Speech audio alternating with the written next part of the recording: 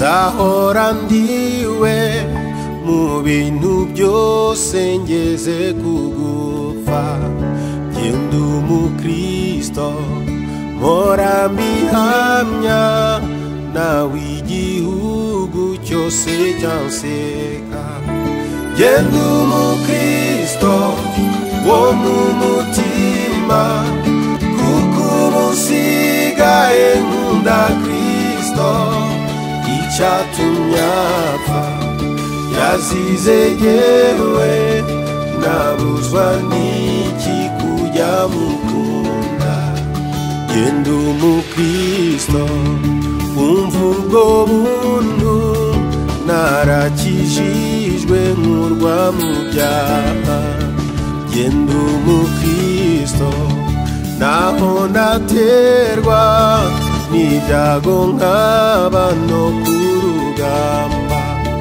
Genda umukristo ndi umutabazi, mu ntambara ndasana n'ibyaha. Mfite umugaba n'umwami Yesu, nituba hamwe nzahora nesha.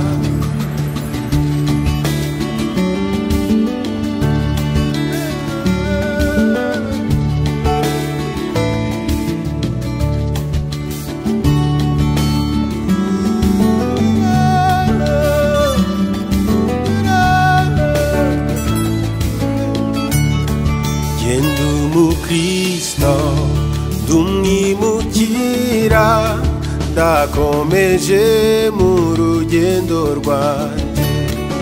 Iby'ino mw'isi ndabihinyuye, sigaye nifuza ibyo mw'ijuru.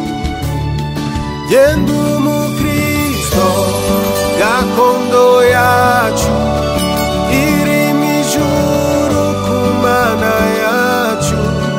Nta nzaribaye nta n'imiruho, abaho bose baguwe neza. Genda umukristo gakondo yacu iri mw'ijuru ku Mana yacu. Nta nzaribaye nta n'imiruho, abaho bose baguwe neza. Genda umukristo icyo ni ikintu gihumuriza umutima wanjye, kinyibagiza n'ibyago byose. Nkumva nduwe n'umwami Yesu. Genda umukristo uko ndi kose, maze nintumirwa ngiye gupfa.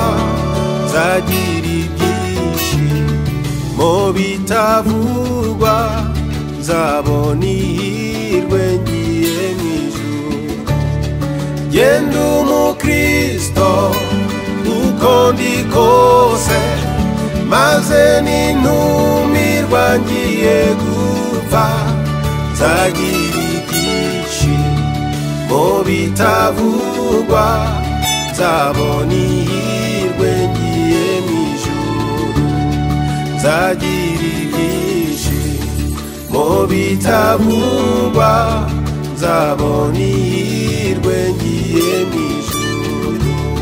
Nzagira ibyishimo bitavugwa, nzabona ihirwe ngiye mw'ijuru.